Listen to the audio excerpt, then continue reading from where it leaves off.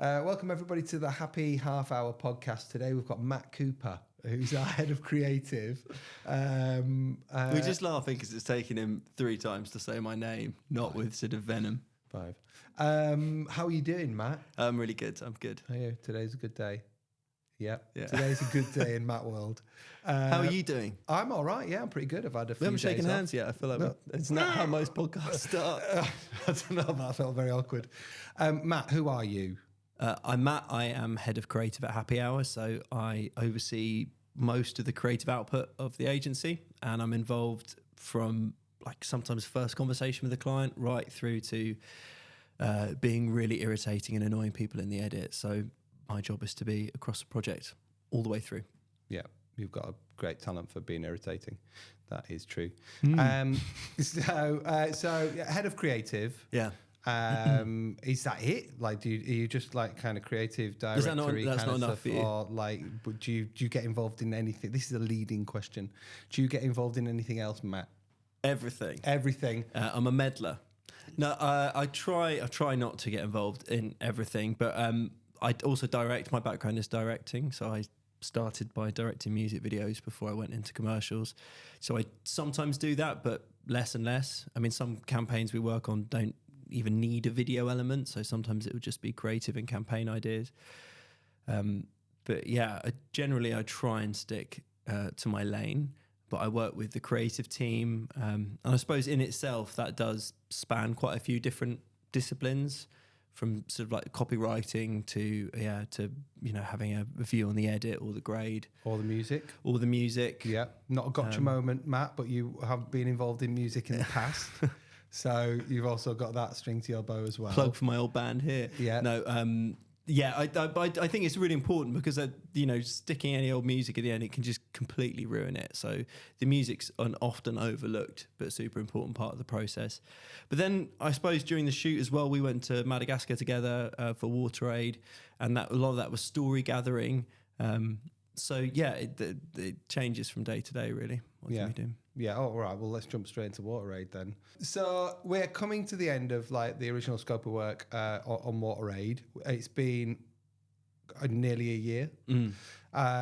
So kind of interested to take us back to that original pitch process really, and how that started, and how it went for you in terms of like what was asked of us.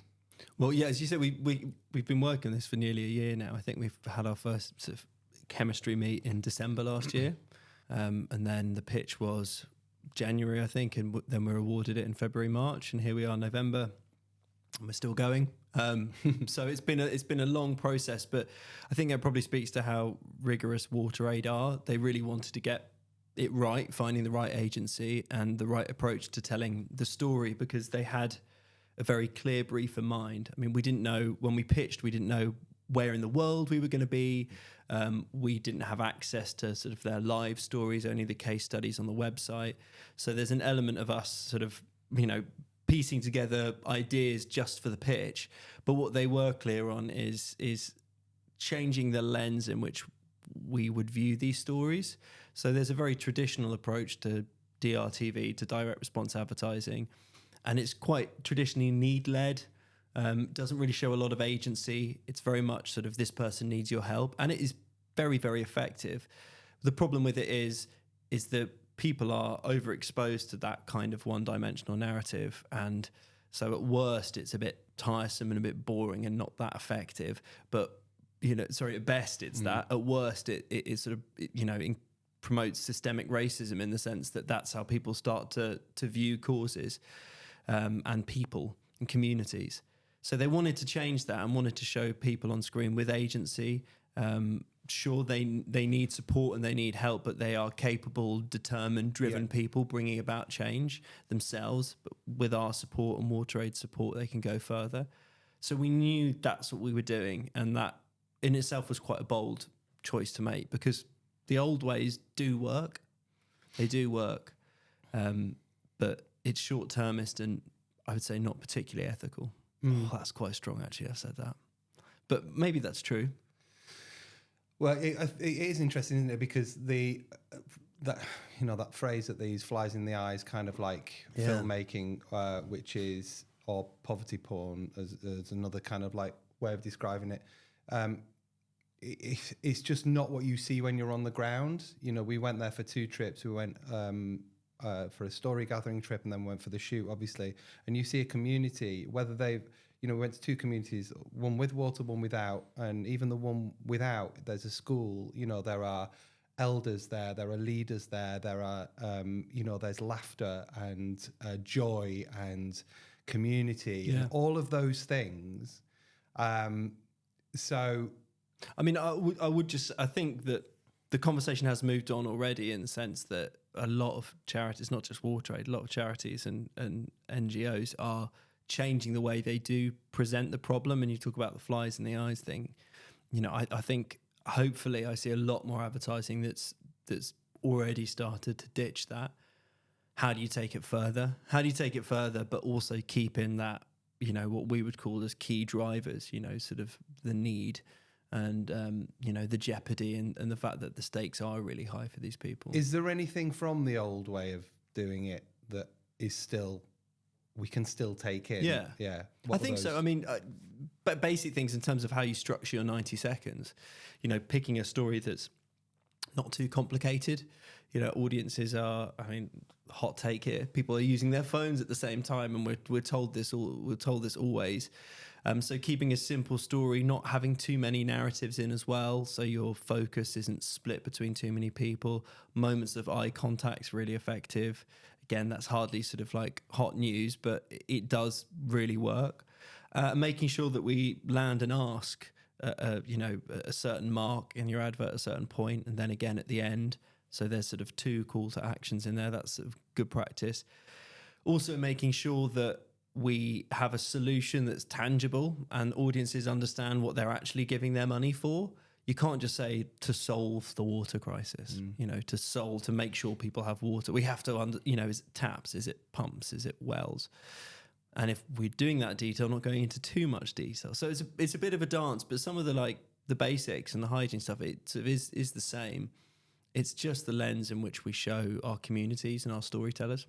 But I think with any organisation like that, especially if the cause has been around for a long time, research shows that people talk about it being like a money pit. I've been giving this charity for ages. Yeah, for 10, 20 years, or I've seen this on my... Nothing ever changes. Exactly, nothing ever changes.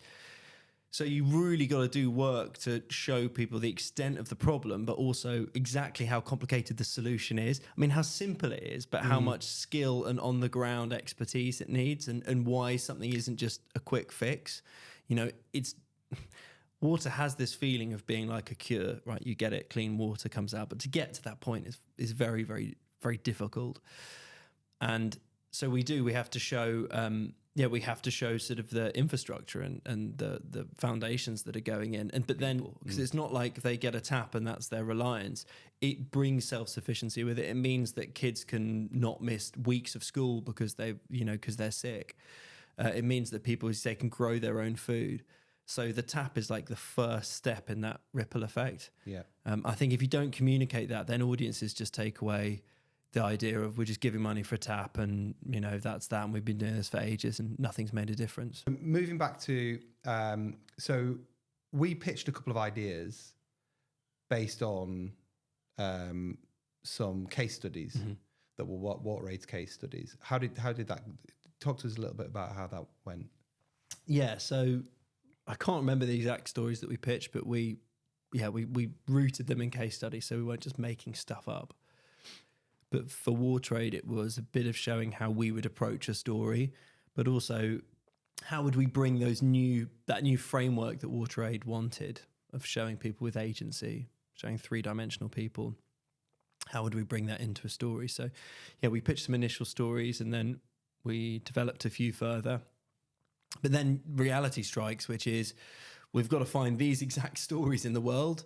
And we were all quite aware of the fact that it was unlikely that we would be able to sort of write something on paper and say, well, we love this story, we love this approach, let's go find it. Yeah, we'd already used case studies that existed, but we were talking about finding new stories that fitted that brief. So we sort of went back to the drawing board a little bit and boiled the stories in the pitch right down to its key ingredients. So when ourselves and the story gathering team went out, we knew what we were looking for. So we pitched mock stories, basically. And to just give a bit of context, we pitched them based on, like, I think one was based in Uganda, and one was based in Nepal. And, you know, we'd obviously budgeted for those places as well. So we'd still not been given a destination at that point, had we? So that was a challenge, I guess. For you. For me. Yeah, fair enough. So we'd had Nepal, Uganda, but then when it came to it, the country chosen was Madagascar. So we had to take the ingredients of those stories and find them in Madagascar, right? Yeah, exactly that. Which is why the story gathering trip, or we called it a recce to start with, but I guess it's a recce for me as a producer, but for you it was a story gathering trip as a creative director. So how did that? What are you thinking about when you're over there? I know what I'm thinking about, like logistics and, you know, any kind of issues that might come up in terms of kit or traveling kit or, you know, that was really, really challenging in the place that we were. We were right at the south of Madagascar. But as a creative director, what are you thinking when you're over there for this story gathering trip? What's important for you? Well, so there was 3 of us from our side that went. So you, me, and Michelle, our director. I think the first thing that we had, which worked in our favour, was Ernest, who's the sort of community voices leader in the area. He's already got amazing community connections, which meant that when we were going there, we weren't just going in completely cold. We had someone local, someone who had sort of prepared the ground and educated us on life there as much as he could. And then we also had some of the WaterAid team as well, who are, you know, deeply experienced in doing that kind of stuff, and specifically when it comes to water. So that was invaluable. I think an agency just marching out there, you know, we work with loads of different charities, loads of different causes and different brands. You need that expertise talking about water and this community in particular. So that was some of the groundwork already done. But I suppose my thinking is, as soon as we arrive, what does that feel like to everyone? We can't turn up in this huge convoy. I mean, to some extent it's inevitable, but we have to be really sensitive and careful that we're not just running out around, you know, like microphone in someone's face and asking for their story, because these are personal, you know, very real stories of people who have lost loved ones or whose lives have been impacted by lack of access to clean water. So sensitivity was key, because when we work with brands, in some projects, you don't need that so much. People are willing to give up, you know, to talk about their story. And not that people on the ground weren't willing. Sometimes they were willing. And you almost have to fight the urge to take up loads of their time. Sometimes too willing, right? And in the sense that they're wanting to give you what you want, which is not particularly helpful either, or healthy. Yeah, it could be completely, and WaterAid are brilliant at talking to us about this, but be aware of that power dynamic, as you say. Like, people say, well, what do you want us to say? So we have to be really journalistic in our approach in terms of that process. Prior to going out there, we had already, the script, we'd already sort of developed a script and a framework, like I said. So part of the work for me was actually sort of chucking that to the back of my head. Just when we were there, I think it's too much to be trying to squeeze someone's story into it. Of course, there's a part of me that's thinking about it, but just trying to be as open as possible and not taint it or shape their story, and let their story be their story, their experience.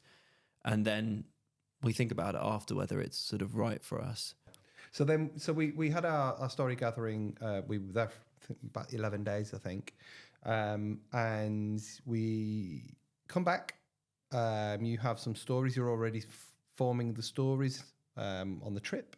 You're already writing the scripts. And then what's the process from there? Because there was testing involved, right? Well, that's a really difficult bit, because you've got these amazing stories and they are all incredible in their own right. I mean, it is the generosity that people have. I sort of make that sigh because I just realised how sort of cliche it sounds, but it's just absolutely true. The generosity people had and the openness and how welcoming people were. It was very hard to then turn a story down and say this isn't this or this isn't that. But we did have a brief, and we had to find, we did 2 ads, 2 different stories, and we ended up picking stories that dovetailed into each other. Originally, we were going to have a post-intervention community, so a community with water, and then a pre-intervention community without water. But we ended up doing 2 sides of a story in a pre-intervention community. And part of that's a tactical reason that if you're looking at post-intervention stuff and people who have had their, had their resolution to some extent, really simple way of putting it, there's less need in an advert. So people tend to feel like that's already been solved. The reality is obviously more complicated. But as I said, you can't really tell a complicated story in 90 seconds. So there's something about the simplicity of pre-intervention. So we ended up doing those 2. So we've got our scripts, we've got our shot list, we know what we're going out to capture. We also got one eye on, maybe there's other things that might happen whilst we're there. An open mind, I guess, to an extent. When it comes to shooting, taking that journalistic approach, but also trying to elevate it cinematically from what it has been previously. But the reality of the situation is that, we came up against some challenges whilst we were out there. People did get sick. Some crew members got sick, and also some people that we were working with in the community got sick, which meant we had to pivot slightly on our story. I think that's okay, because we're not making an advert in a traditional sense. It's not a documentary, but it's truthful. But it's not a documentary because we know what we're going to capture before we go in. It's sort of, it's got a commercial function to it. We're trying to raise money, but it's not an advert. So we have to be able to pivot and just roll with the punches and sort of go with whatever happens. And it is real people in like a really tough environment. Yeah. Really tough environment. I was going to say to film in, I mean, to live in. But, especially if ourselves, and we had a really experienced crew, but, it's still that huge adjustment that's needed, and you're working away from home for 2 weeks. I mean, we were out there for in total 4 weeks, 2 different trips. So you just have to have that flexibility and understand that, even the day before our sort of lead contributor, we might not have them. Something might happen. I mean, we were really, really careful that the scripts and the storyboards were shown to the community before, and everyone agreed. They were happy. The people whose stories we were telling were happy with how we were telling them, and that's been the same with the edit as well. We get sent photos of the guys watching the commercials and getting their feedback and making sure that they're happy. So we have to understand that these are real people, and we can't approach it in the same way we would for an advert for a paint company, where we've got actors. It sounds obvious, but we're doing one thing one day and another thing the next. They're just poles apart. As the creative director who's kind of like thinking about the script and who's needed and locations where we need to be, how we're going to tell that story. Are there any other challenges that you can think of that you'd not really anticipated? I think a big one for all of us was making sure that our objectives to get this film, we need people for this time, and we need them for this long, and we need them to do this and that. People in the community were so willing to be part of it and wanted to be able to tell their stories and collaborate with us on it. We had to be wary about, when we're filming with children, we cannot be taking them from school, and they might say, oh, well, we'll miss a day of school. And WaterAid sort of were always there checking us, which is the right thing to do. The duty of care there is that what we're doing is not more important than any single thing that they're doing in their daily life. Gazette is a teacher, so we're filming in a school, so we had to pick school holidays and bring the kids in. And that's important because, the classroom is exactly the same as it would be, and they did a lesson exactly the same as they would be. But if we'd been there on a day where there was school, we would have disrupted, and we would have, it would have been impossible to not impact their education. And the whole part of what we were doing was dirty water impacts education, because people have to take time out because their kids get sick, and they get sick all the time. We can't participate in that. So you have sort of very specific considerations, and you know, when people have jobs there, and not everyone has jobs, but people have jobs and things they need to do to survive. We have to work around that. That's just something we have to do. Yeah. And our crew was amazing, and we held that sort of front and center. But it's a different approach to how you would maybe have with other big pieces of advertising, where we've got to get this thing, we're going to get it, and you know, at all costs. It doesn't work like that. It doesn't mean that you sort of like got to, you know, we bulldoze our way through other projects. We don't, but there's this very particular sensitivity and things that you've got to hold in mind, front and center. All right, so that was all the way across the world in Madagascar. Quite an extraordinary trip, and felt very privileged to be part of it.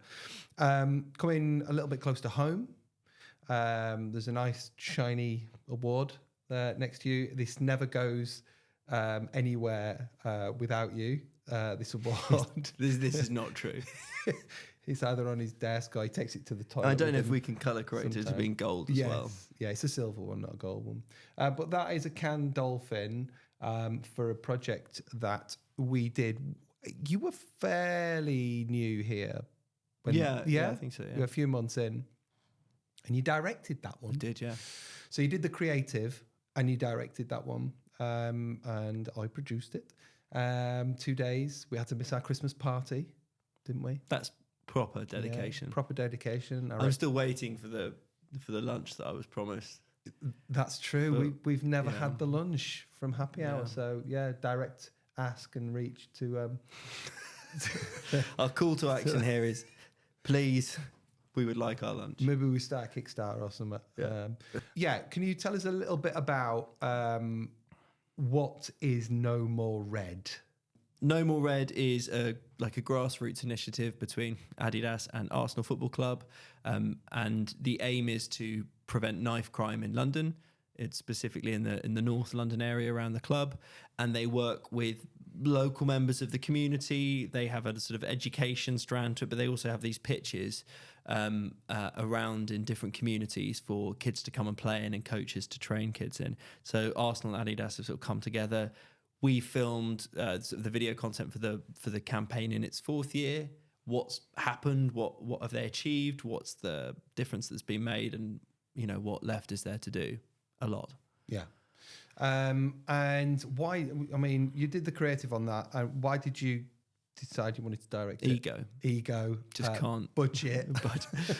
I mean, those things come into it. But what I have like a real particular interest, I suppose, as a director, slightly different to creative directing. So creative directing, I've sort of got to do lots of different brands, lots of different styles, scripted, you know, whatever it is. But as a director, I really love, you know, real people stories, real contributors. And by the time you've sat with these stories for 3 weeks and spoken to people and developed it, you've basically got a map of what it is in your head. And that's not to say there's not huge value of a director coming in, but with that particular project, it just felt quite formed. And we had a quite close team. We worked really closely together. So it just, you know, just sort of made sense to do it. And I loved it. I really, really enjoyed doing it. It was a whirlwind few days. We met some amazing footballers and some amazing people from the community. And yeah, it was just one of those shoots that I sort of don't remember any of it. It was just... Yeah, you probably remember eating the jelly deals on the final shoot day. Yeah. The creative for this one was fairly different in the fact that we had stars, right? We had three, we had 2 mega stars. I didn't know who they were. No, you didn't, because Matt doesn't know anything about football, believe it or not. I mean, I don't think anybody on the crew did apart from me. But we had Declan Rice, one of £100 million player, massive player. We had Alessia Russo, who's like probably one of the biggest female players, and then we had one of the, I guess, most well-known youth players for Arsenal, Miles Lewis-Skelly. So you were quite keen, or it was important for the creative that this wasn't a kind of hero worship kind of film between those and the contributors. The contributors, if anything, were almost the notch above in terms of the work that they do in the community. And then when the stars walked in, they met on an even. Yeah. I mean, Arsenal and Adidas sort of wanted that as well. It wasn't like they were sort of pushing for the stars to be the stars, but there's a world in which you can go down, which is, oh my God, it's Declan Rice. Oh my God, it's Alessio Russo.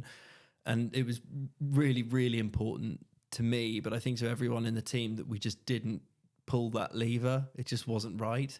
And the whole idea was to because I mean these players are genuinely involved in these schemes, in these communities, and the clubs and Adidas have huge amounts of investment, emotional investment in it.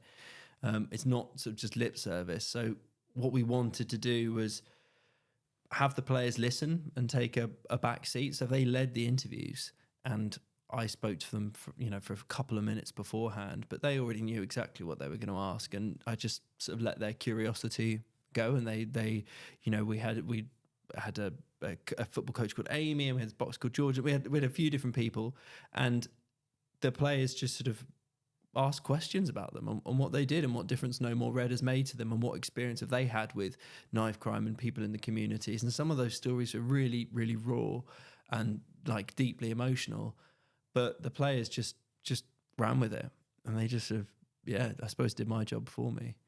But I mean, also working with players has its own challenges. I mean, I think we're meant to have one of the players for 2 hours. Yeah. I think you came up to me before and said, how are you feeling maybe if it was more like sort of 20 minutes? Which well, I did say this to you in like pre-production. I said, "There's no way on this earth that we'll have that person for 2 hours." So we're talking about going to Madagascar and having to sort of like roll with the punches. Yeah. I mean, that's a moot point, because sort of anywhere, whoever you're working with, wherever you are.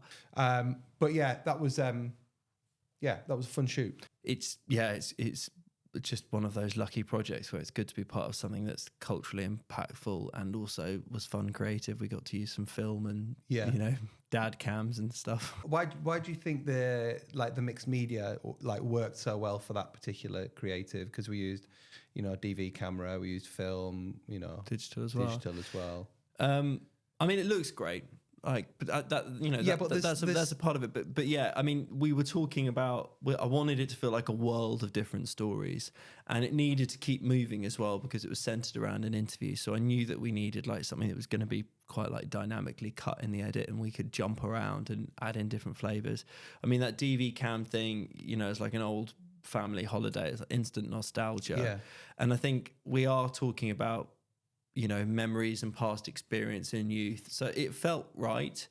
But then there's the practical element, which is, we can have that running at the same time. And if we have only 5 minutes with people, we've got more stuff to pull together. Mm. So yeah, I think it had quite a lot of use. The trick was not to just overuse it and just chuck it in all the time in the edit, which is the temptation. Yeah. But I think we resisted it just about. We did. There's a lovely shot. My favourite shot is where you're following George's feet with the DV cam, and then it cuts to digital, and it's just, I don't know why, it's lovely, and it is nostalgic, and I do wonder whether it, using three forms of media kind of covers it gives you a larger reach of people, like in terms of the nostalgia for people, because the DV cam for me, like you say, instant, like also, takes me back. We wanted to get like candid moments. So Declan Rice comes when George is boxing. George doesn't know Declan Rice is about to pitch up. Declan Rice just basically of his own accord goes and stands by the ring and cheers on. And then when they meet for the first time, it not having this sort of Alexa or whatever we filmed it on, and having that as a more sort of intimate offhand moment, which it was, sort of captures that a bit better. Yeah, makes it feel a little bit more natural, a little bit more like it just happened sort of by accident, I guess. Yeah. So yeah, bringing probably last subject we'll talk about today. Brexit. How's it going? What do you think? This. It's a small subject. The state of advertising. My social life. So I think the last thing I'd like to talk about today is it a paper? It's so the extraordinary cost of dull. Yeah. Right. Which is something that we've been reading in the office, and that I'd quite like to get your take on it and why you think it's an important piece of work.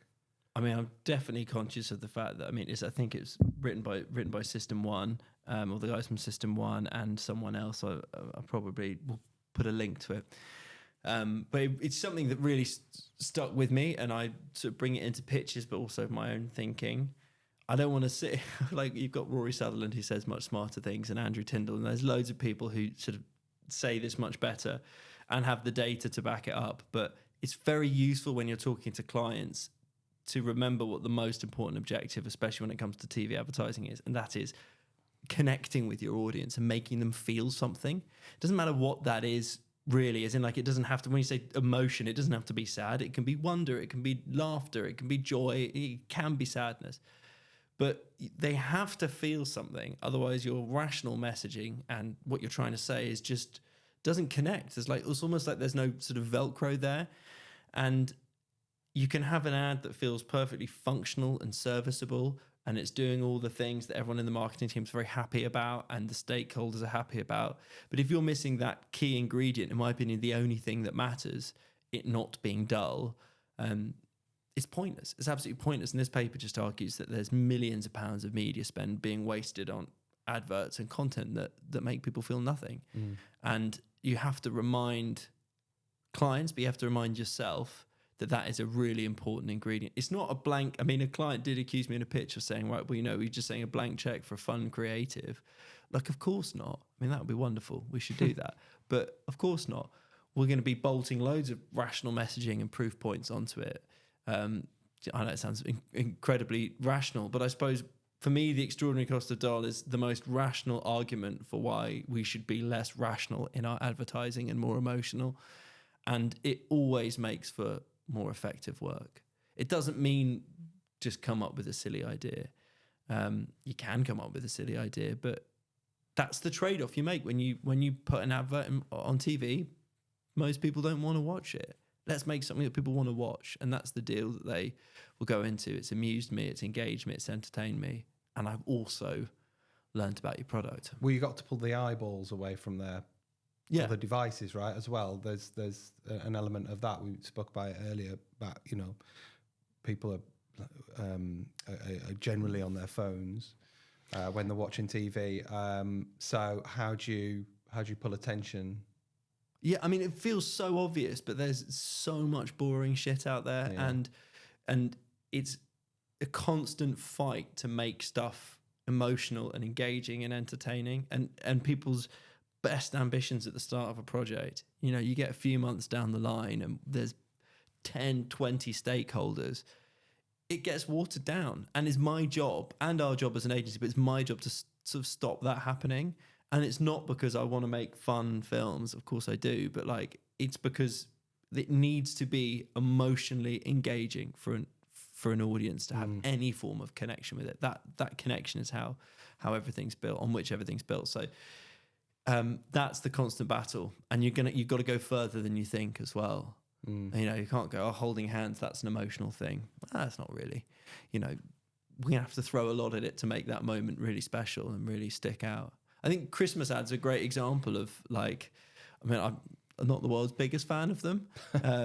And they all sort of feel like the same advert to me, but they're always, they've always got sort of like emotional and warm, fuzzy feelings at its heart. But I mean, I don't know. It's an obvious one, but I think it gets lost on the way, the importance of emotion. And that paper for me is just, whatever you're doing, if it's dull, it's shit. It's not going to work.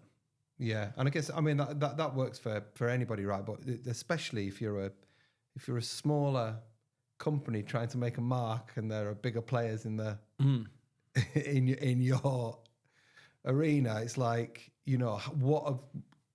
that little one has got to really kind of shout a bit louder or do something a little bit different to stand out. That's the best. That's the best tool you've got in your house. Even if you're like a really serious brand, even if you're a financial services company, that doesn't mean that you can't have like silly creative if that's what you want, or just something that stands out within that sector, right? Or within that. Yeah. Okay. And it's our job to do that. It's our job to ask, so what, as well. That's a big question that I ask. What does that mean? Is in, what's interesting to a brand might not be interesting to an audience. And an agency has quite a unique perspective where we work with, on one day we can work across 6 or 7 brands, and you can say, you guys are actually all saying the same thing, and you're all saying it's different. You're all saying you do something different, but the brand I just spoke to half an hour ago doing exactly the same thing, and they're saying it's different. So what is important to a brand, you sometimes have to ask, so what, and then work out what's important to an audience. Some clients are amazing at doing that, and they really interrogate, and others, that's really our job, is to help navigate and, you know, make that bridge between someone sitting at home watching telly and, you know, and the business. Right. So wrapping up, Matt, what are you hoping for in 2026? Well, I feel like the last year's been a really good one. I thought we've had a real variety of projects, done lots of traveling. Sadly, I didn't get to go to 2 of the, we went to Madagascar together, but it was great. Went to Thailand, went to Mumbai as well. We didn't get to go. Next time, I love that kind of work. That's really exciting. So more of that stuff, I think.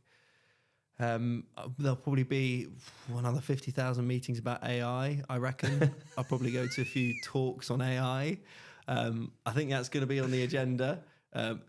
People just go, what do we do? No, I mean, it is a part of how we work, and I would be mad to sort of completely bury my head in the sand. So I think, yeah, that's probably going to come up. We're not about awards, but lovely trips to Cannes is always nice as well. Yeah, I don't know. I think part of what I enjoy is that no brief is ever the same. And that can be a bad thing. That can be a deeply annoying, difficult thing. And you go, why aren't any projects the same? But ultimately, when you know, it is really one of the joys of this job is constantly being challenged in that way. And a project comes in and you just think, fucking hell, how are we going to do this? and you do it, and it's great. And no, I think it's pretty cool. You know, we've shot abroad 3 times this year, like you say, and each one of them has thrown up different challenges, and it's really flipping cool for for a start to be able to be, you know, flying all the way to Madagascar, or, you know, shooting on the streets of Bangkok or Mumbai, or like, it's been fun, and it's a really difficult time at the moment. So like, taking those moments of, you know, pleasure is really, really important. Even like National Trust, I'd love to sit here and just be really cool about it all. But even, you know, with the National Trust, when we're going to these buildings and it was just us there and we're filming something, you do get like moments you go like, oh, this is great. I mean, it's advertising. It can be really tough, and you can have really rough days, and it can be difficult. But, you know, there's some really joyful bits, and I love like seeing a shoot with everyone sort of in their own discipline working, and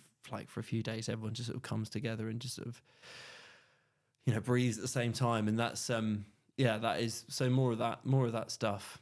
Nice. Just gotta get to Christmas now.